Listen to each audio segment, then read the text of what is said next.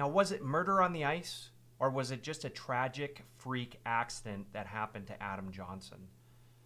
Now, a lot of people right now are calling for Matt Petgrave's head because of the incident that recently happened. And I'm going to show you a video of Matt defending against Adam Johnson, coming across the ice and making contact, ultimately kicking up and slicing Adam Johnson's neck with his skate. So let's watch that first. That we announced that Nottingham Panthers forward Adam Johnson has died after suffering a serious cut to his neck from a skate. Okay, now that you've seen the clip, a lot of people have been watching this, and there's a lot of folks out there that are saying that this was one, intentional, two, that Matt should be charged with murder. We do know that currently in the UK there is an ongoing investigation against Matt, but do keep in mind the police do state that anytime there's a death in the United Kingdom, they investigate. So that doesn't mean that there will be charges laid in this case, but there's a lot of people weighing in with their opinions. Now, there's a couple of things that I want to cover, and we're going to get into that. We want to talk about, was Matt in the right or was he in the wrong? Was this just a freak accident? And what can these hockey leagues do going forward to prevent this stuff from happening in the future? So before we do that, I'm your host, Tim Solberg. You know what to do. Make sure you hit that like button down below if you like my content. Leave a comment. I always love listening to your folks' feedback, and we do adjust things on the channel based off of the feedback that you leave. And make sure you share that video out if you do like it. All right, so that being said, first things first is I want to talk about the incident.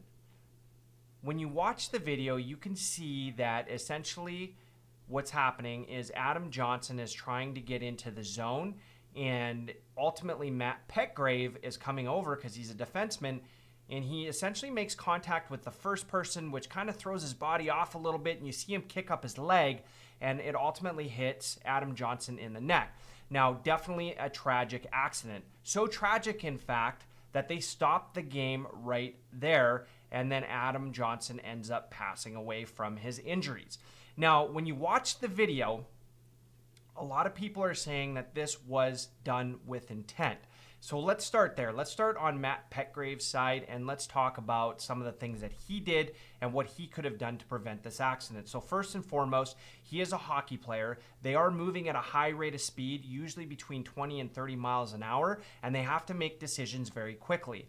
Now, I'm going to defer to Sean Avery and just kind of paraphrase what he had said. He had said that when Matt Petgrave woke up that morning, it wasn't his intent to go onto the ice and murder somebody, and ultimately that this was an accident, but he does believe that the intent was he wanted to make contact with Adam Johnson.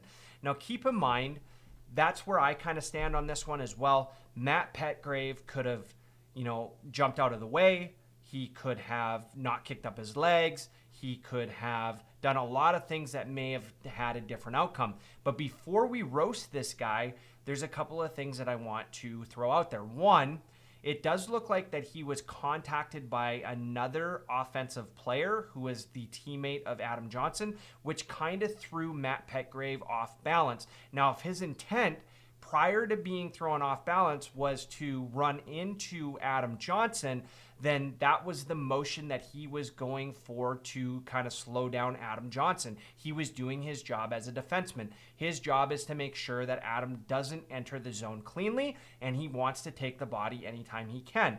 Now, in this case, everything is happening so fast, right? So he cuts over, he gets bumped, he starts throwing his body towards Adam Johnson, his legs come up, and they end up cutting Adam Johnson. So was this intentional? Yes, like Sean Avery says, I think that the intent was to put a body onto Adam Johnson and to make some contact. No time did I ever think that Matt Petgrave was intentionally going for a slice of the neck with the skate, okay? Keep in mind, both of these players played at a high level. Adam Johnson actually making the NHL and playing 13 games with the Pittsburgh Penguins. And Matt Petgrave spending at least 4 years in the OHL, which is a high-end league. Just to remind you, people like Connor McDavid, Wayne Gretzky, they all came out of these leagues. Eric Lindros. A lot of high-powered players came out of this league, and then he spent some time at the university. I think it was University of New Brunswick.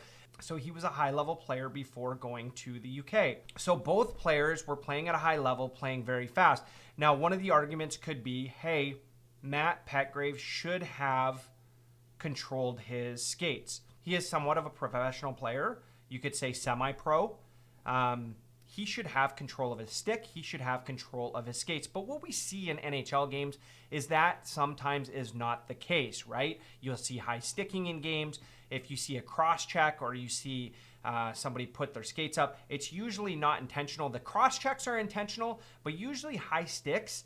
And when skates come around and cut somebody, that's usually not intentional. It's usually when somebody gets off balance. And even though these folks are professionals and they're athletes, they do get off balance at times. And if you watch the clip over, you're going to see some craziness that happens there.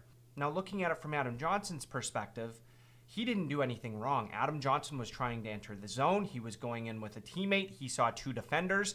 And ultimately, he didn't see Matt Petgrave coming from his right-hand side, so he had no way to protect himself in this one. Now, if he did see him, would he have moved? Who knows? They're going at a high rate of speed. Now, that all being said, is it Matt Petgrave's fault? Again, going back to what we were talking about with Sean Avery, yes, he had the intent to run into Adam Johnson. Yes, he should have had control of his stick. He should have had control of his feet, and he should have tried to dive out of the way. Now, again, we're moving at a high rate of speed. Is that possible to make a decision at that rate of speed? For most normal people, no.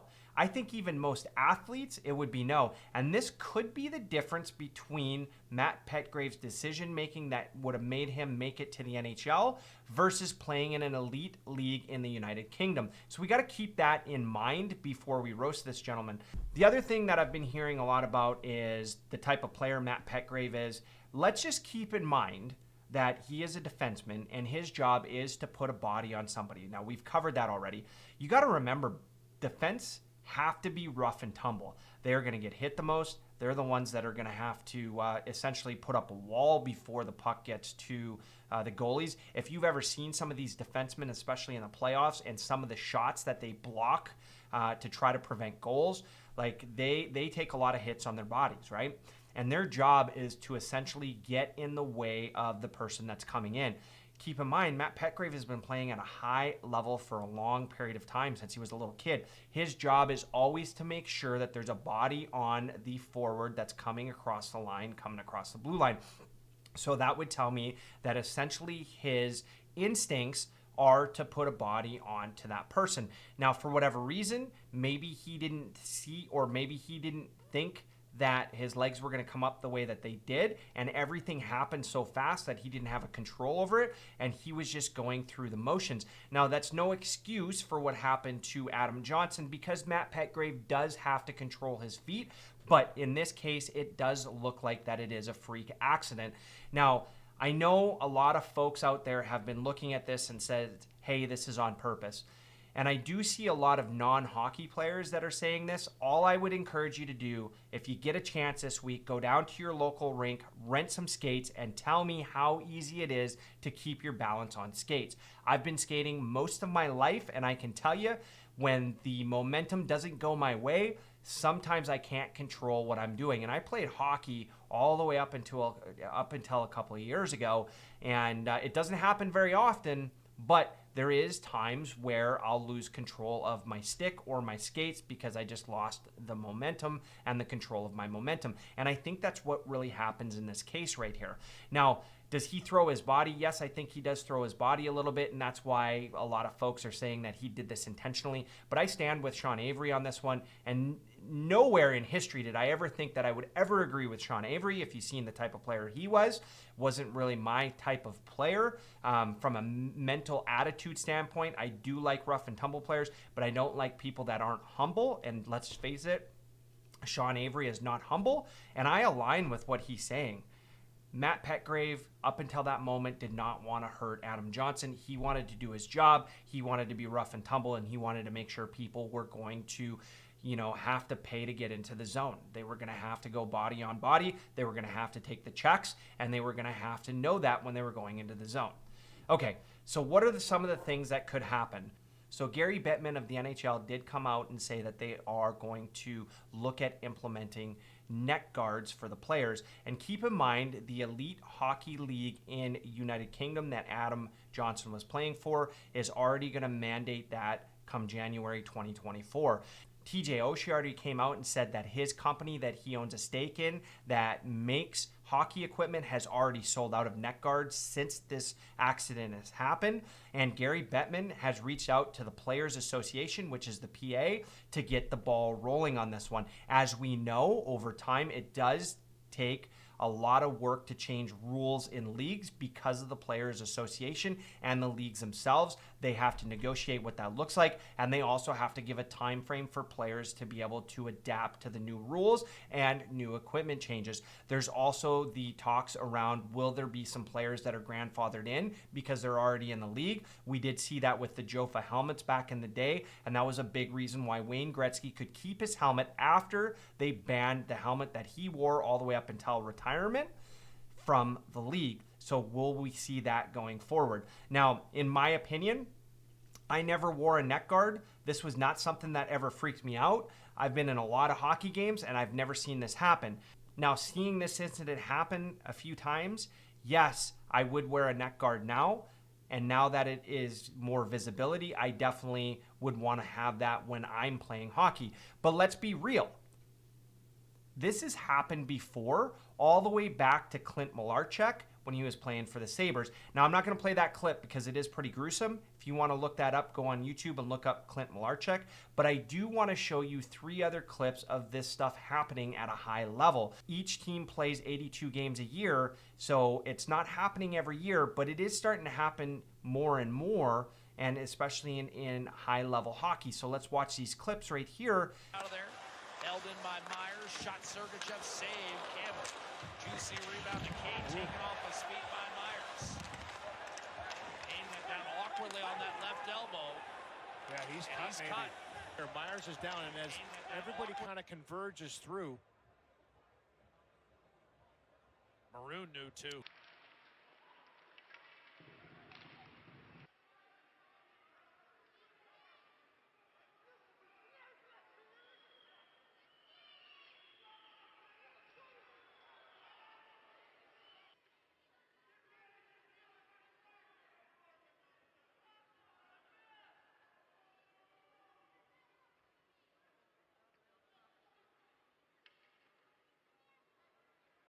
Second period, you just never want to see this. Ben Eager, the skate comes up, hits Bursch across the neck, slight cut. Obviously could have been a lot worse. That could have been a lot worse. That was shades of Richard Zednik hitting his throat last year. So you can see based off of the clips, it has happened before. This is something that we've got to get under control. This is a dangerous game. You are moving at a high rate of speed, and essentially you've got 2 knives on your feet. So when your feet come up off of the ice, they can be weapons. Whether that's intentional or not, the person on the receiving end of that, this could be a very deadly weapon. Same with sticks, and we see a lot of incidents with sticks. Now, most of the time it is accidental. Every now and again, you'll get like a Marty McSorley back in the early 2000s. I think it was late 99 or 98 when McSorley used his stick on Brashear. That's the only time that I've seen a stick being used in the recent memory to hurt somebody intentionally. So that all being said, I want to hear from you folks. Do you think that this was murder on ice and this was intentional from Matt Petgrave? And do you think that there should be charges laid? Or do you think that this was a tragic freak accident that we've seen prior in hockey land, in high-level hockey, and that with the neck guards, we're going to see it less? So please leave that comment down below. I want to hear from you. Did I cover everything I should have covered? Also, leave that like. I'm your host, Tim Solberg. I hope everybody has a wonderful week. I'm over and out.